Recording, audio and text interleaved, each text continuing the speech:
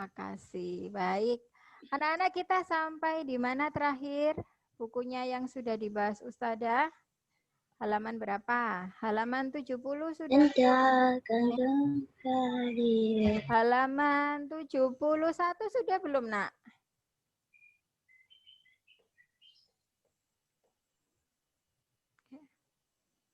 Belum. Oh, belum. Halaman 70 sudah belum? Yang kolom atas itu. Sudah. Sudah, oke. Kalau gitu sekarang kita bahas yang halaman 71 ya. Silakan dilihat halaman 71.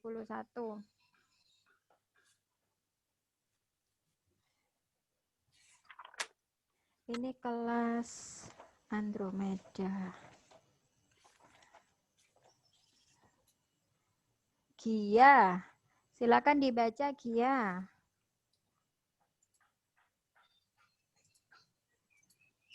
Gia kemana ini ya? Mesti Itu sering ada. ditinggali. Itu ada pistol-pistolan Sadarika. Pistol Iya, air. ini keliling kemana ya Gia ya? Jam. Siapa selanjutnya? Jam.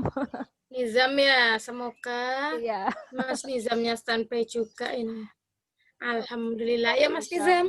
Nizam, ayo dibaca. Halaman 71 Nizam. Tahukah kamu? Tahukah kamu bahwa tubuh mengandung banyak air? Karena itu tubuhmu sangat mudah terkena aliran listrik.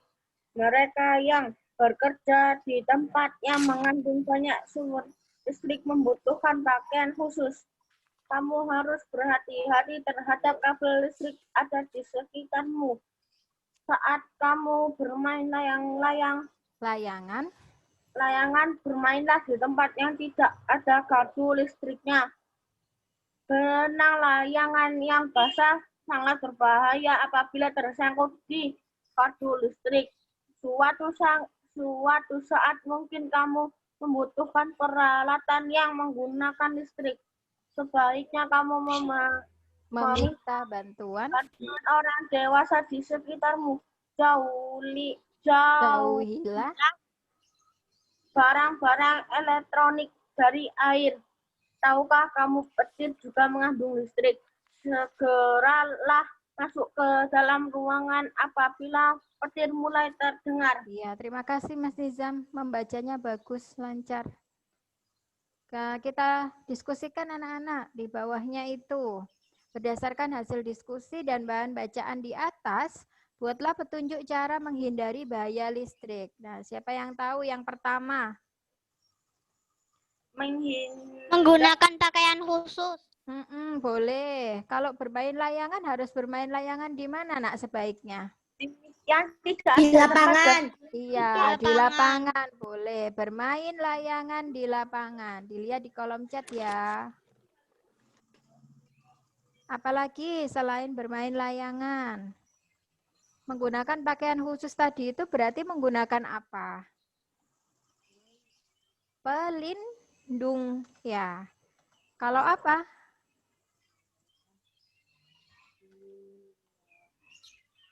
Yang kemarin kita sudah apa kemarin, Nak?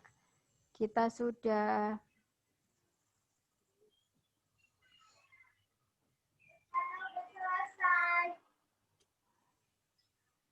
yang masih ingat nggak yang kemarin ada apa itu gambar orang motong pohon? Nah, sebaiknya bagaimana kalau mau memotong pohon yang di dekatnya kabel? Sebaiknya menggunakan apa? Pakaian pelindung. Iya, pelindung. Baik itu pelindung sarung tangan yang dari bahan yang tidak mengalirkan listrik. Ya. Menggunakan pelindung jika memotong pohon di dekat kabel listrik. Oke.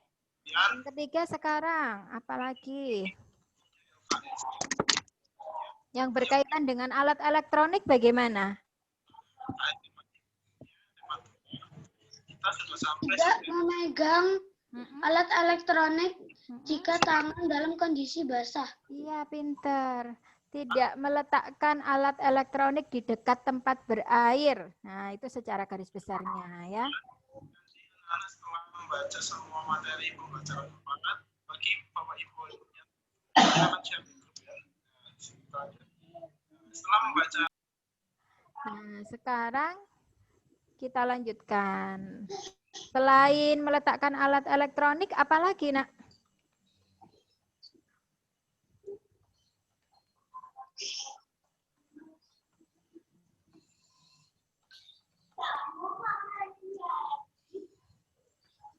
Tadi kan di bacaan ada petir ya. Nah, petir itu mengandung listrik juga. Bagaimana cara menghindarinya agar kita tidak tersengat petir? Tetap di dalam rumah. Tetap di dalam rumah boleh. Atau jika kita berada di luar, tidak berdiri di bawah pohon rindang saat hujan. Ya. Karena itu kenapa bangunan-bangunan yang tinggi itu selalu ada tiang atau apa ya, tiang pancang di atasnya itu adalah alat penangkal petir. Ya. Nah, alat penangkal petir itu fungsinya apa? Karena bangunan-bangunan yang tinggi itu rentan untuk tersambar petir. Nah, karena itu diberi alat penangkal petir. Jadi kalau ada petir, petirnya mengena ke tiang pancangnya itu. Nah, dan itu sudah terbuat dari bahan yang tidak mengalirkan listrik sehingga bangunannya tidak terbakar ya. Nah, selain bangunan, kalau bangunan-bangunan dikasih alat penangkal petir, bagaimana dengan pohon-pohon yang tinggi? Kan nggak mungkin ya dikasih ya. Karena itu kalian hindari. Kalau kalian hujan, berteduh, jangan berteduh di bawah pohon yang tinggi. Sama saja dengan bunuh diri itu nanti ya. Bahaya ya Us ya, tambahan Us ya. Sadarika hati-hati loh kalau di jalan. Ya Us, pas pulang biasanya hujan deras itu takut sekali. Betul banget. Jadi jangan malah mencari pohon yang tinggi. Apalagi kalau pohon itu berada di tengah-tengah lapangan atau halaman yang luas atau di alun-alun misal berada di tengah-tengah sendiri. Nah, itu sangat rentan sekali terkena petir ya. Nah, kita lanjutkan sekarang, Nak. Halaman selanjutnya. Kita beralih ke halaman 84. Silakan dibuka.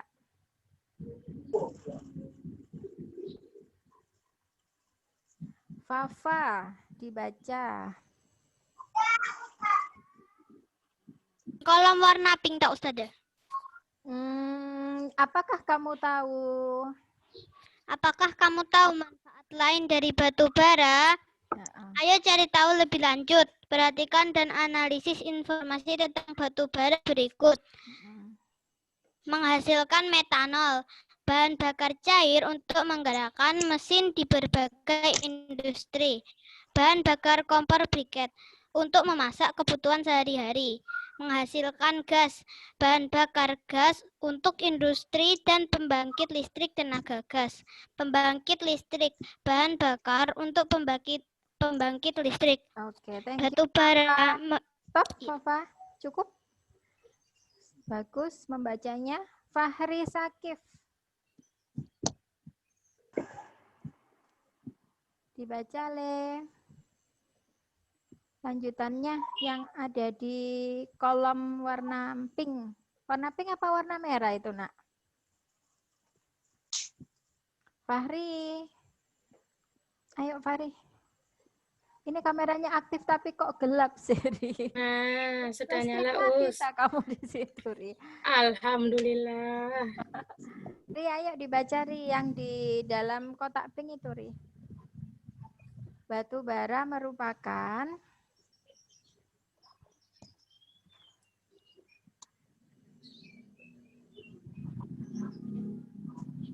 yang keras, Nak. Warnanya merah. Nggak apa-apa, bisa kok. Terdengar kok. Dicoba dulu, ayo. Ayo Mas Fahri, dibaca dulu Mas Fahri. Ayo, tinggal baca aja, Lole. Ayo, anak ganteng. Oh, Fahri Sakif nggak bawa. Oh, paling bawanya tematika paling. Ya, enggak apa-apa, Fahri. Terima kasih ya.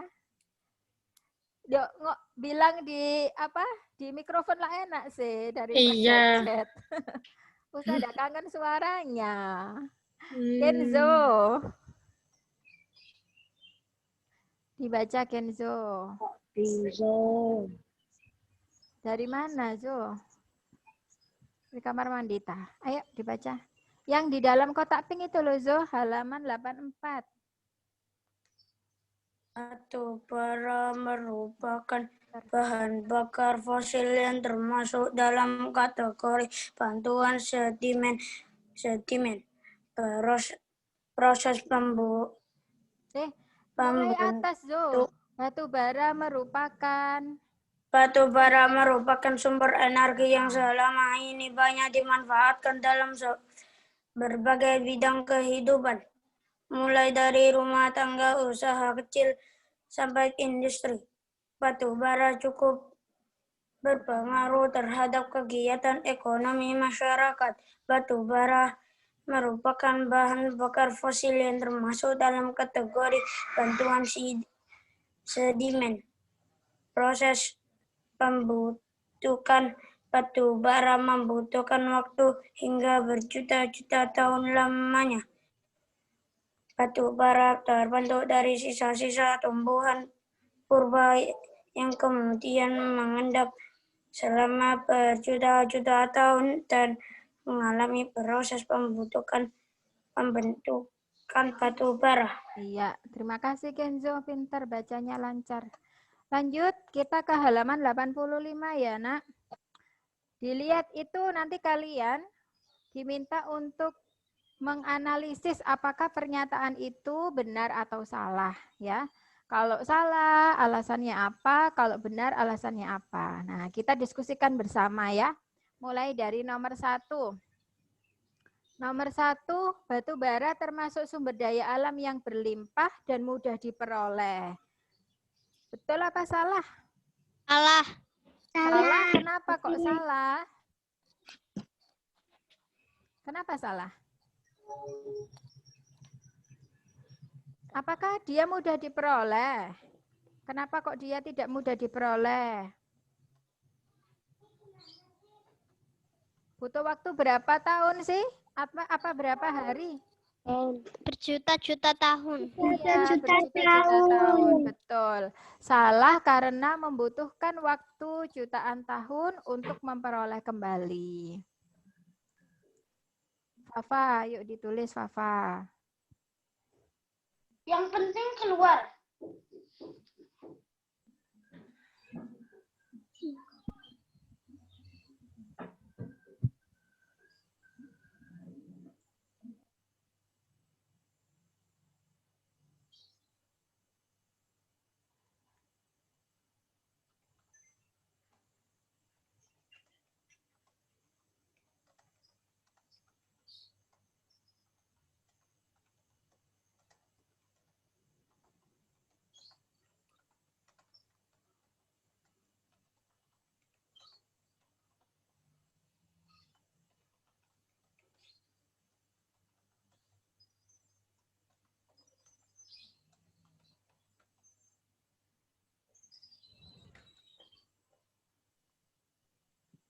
Vedo, nulisnya di buku siswa, bukan di kolom chat ya.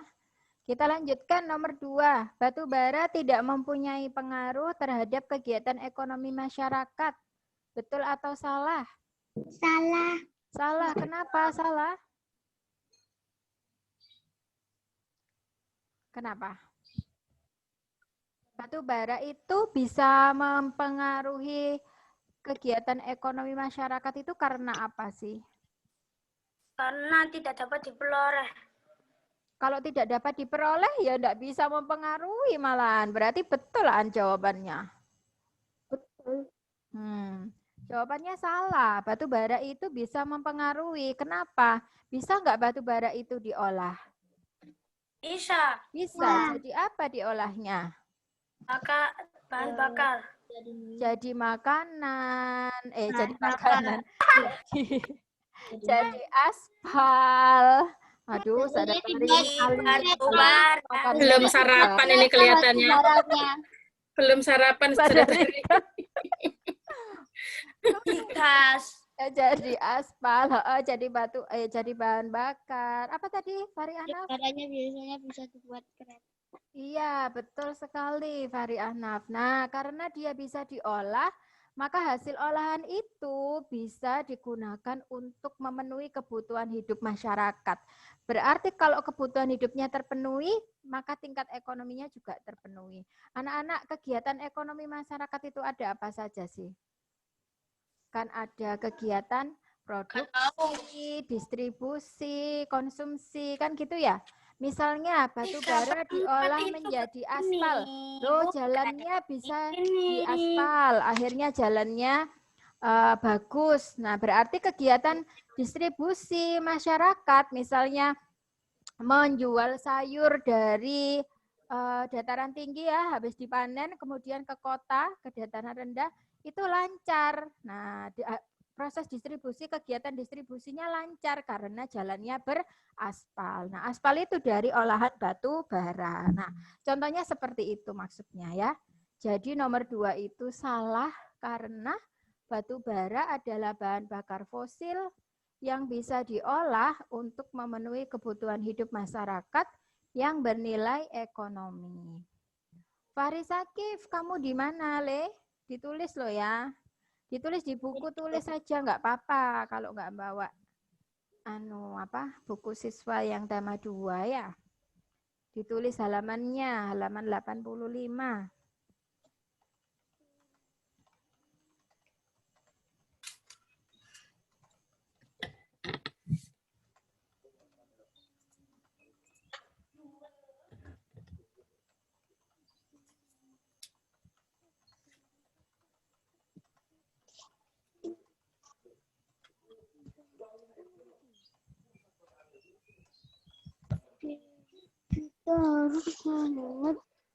Nomor 3, kita harus menghemat penggunaan batu bara. Salah apa betul? Benar. Betul. Kenapa sih harus dihemat? Karena batu bara susah untuk didapatkan. Iya, benar banget. Jadi benar jawabannya ya. Karena batu bara adalah sumber daya alam yang tidak dapat diperbarui sehingga membutuhkan jutaan tahun untuk mendapatkannya kembali. Nizam, kamu menulis Tazam, Tuzam? Usada kok tidak bisa lihat wajahmu di kamera. Aduh. Yang sudah, silakan dibuka halaman 98. Nah, Nizam, akhirnya Usada lihat kamu. Sudah ditulis kali.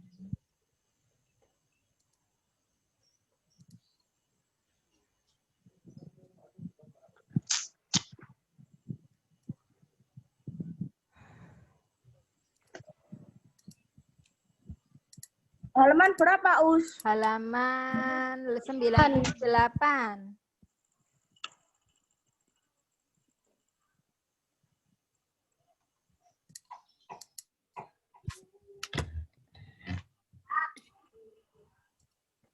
Halaman berapa, Us? Halaman 98. Silakan dibaca, Azam. 98 jam. Kalau dikasih tahu temennya 98 jam. Dibaca Mas Azam, sumber energi alternatif. Yang keras, Nak. Oh, itu. Ya, diaktifkan. Sumber energi alternatif merupakan sumber energi yang bukan sumber energi tradisional. Sumber energi tradisional adalah bahan bakar fosil seperti batu bara, minyak, dan gas alam. Sumber energi alternatif yang dikembangkan saat ini memanfaatkan sumber energi yang tersedia di alam dan tidak akan habis, yaitu matahari, angin, air, dan panas bumi. 1. Matahari. Matahari merupakan sumber energi utama di bumi. Hampir semua energi yang berada di bumi berasal dari matahari. Energi yang dihasilkan dapat digunakan untuk memanaskan ruangan, memanaskan air, dan keperluan lain. 2. Angin. Angin adalah gerakan udara di permukaan bumi yang terjadi karena tekanan udara. Angin telah dimanfaatkan sejak dulu sebagai sumber energi pada perahu, layar, dan kincir angin tradisional. Oke, stop. Thank you, 3. Mas Azam. Dilanjutkan. Vero. Dibaca, Nak.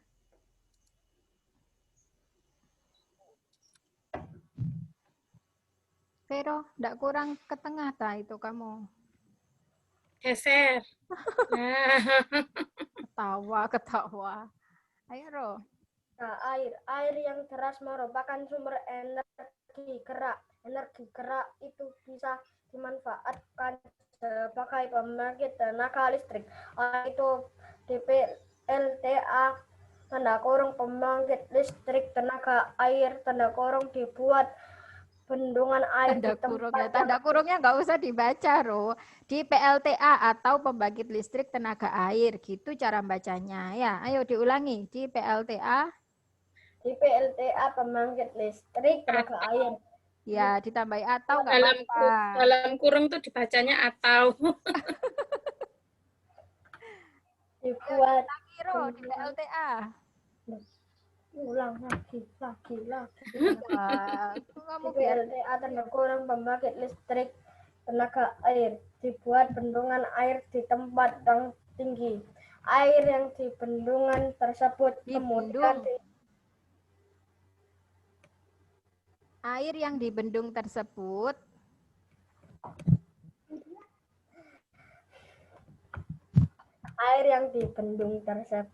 kemudian dialirkan menurun sehingga akan mengalir seperti air terjunan yang deras. Air terjun yang deras.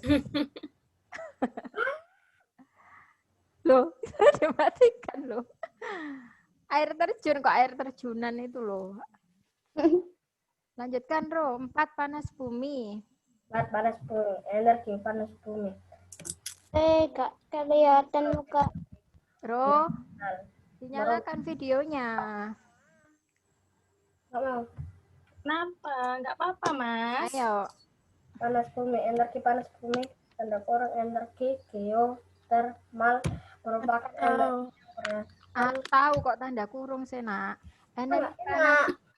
Energi panas bumi atau energi geotermal. Yo, diulang. energi panas bumi, tanda kurung energi geotermal. Atau. Deh, nanti kalau kelas 6 Atau. Nah, nanti daripada kalau salah dibiarkan nanti kapas besar masih salah kan malah malu ya. Sekarang nggak apa-apa, nggak usah malu kalau salah. Semuanya pasti juga banyak yang belum tahu kok ini ya Us ya. Iya, Memang betul. masih kelas 4 kok. Dikit. Ayo Mas Vera semangat lagi, nggak apa-apa. Ayo. Energi panas bumi atau energi geotermal merupakan energi yang berasal dari panas yang disimpan di bawah permukaan bumi. Pusat bumi terbentuk dari lapisan batuan yang sangat panas. Hal itu menunjukkan bahwa bumi merupakan sumber energi panas yang sangat besar. Ma? Gelombang air laut. Vero, dilanjutkan 5. 5. Gelombang air laut. Gelombang air laut saat memecah di pantai menghasilkan banyak energi. Energi ini dibuat menjadi energi listrik. Diubah menjadi energi listrik. Ya, terima kasih Mas Vero. Membacanya sudah lancar. Alvin, dilanjutkan.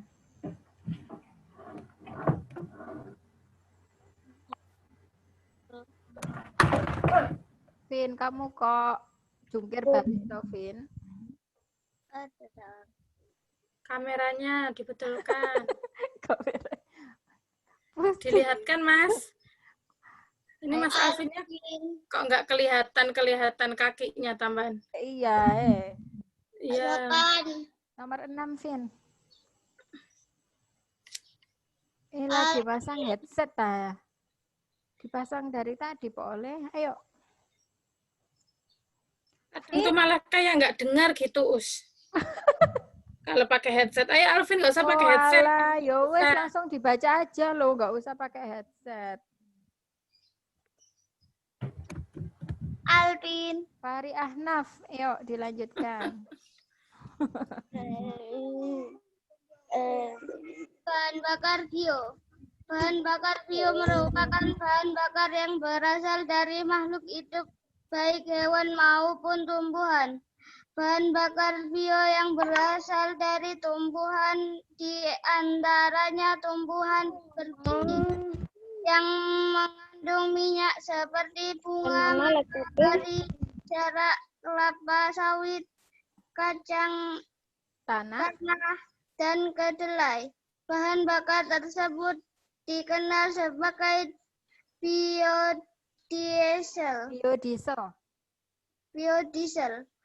Biodiesel dapat digunakan untuk menggantikan solar.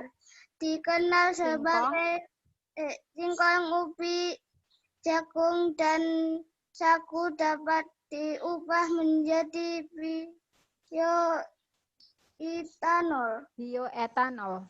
Bioetanol dapat menggantikan bensin ataupun premium. Bahan bakar bio juga dapat berasal dari kotoran ternak. Bahan bakar tersebut dikenal sebagai biogas. Kotoran ternak yang dapat dimasukkan ke dalam ruangan bawah tanah atau lubang. Selain itu, bahan bakar ini dapat juga dimanfaatkan untuk bahan bakar kendaraan bermotor. Iya, pinter Fahri Ahnaf, lancar bacanya. Time is up ya anak-anak, waktu kita sudah habis. Kita akan lanjutkan di pertemuan yang akan datang. Terima kasih atas perhatian kalian hari ini. Semuanya hebat. Ustazah akhiri. Assalamualaikum warahmatullahi wabarakatuh. Waalaikumsalam warahmatullahi wabarakatuh. Thank you, Ustazah Tari. Ya, you are welcome. Thank you, Ustazah Tari.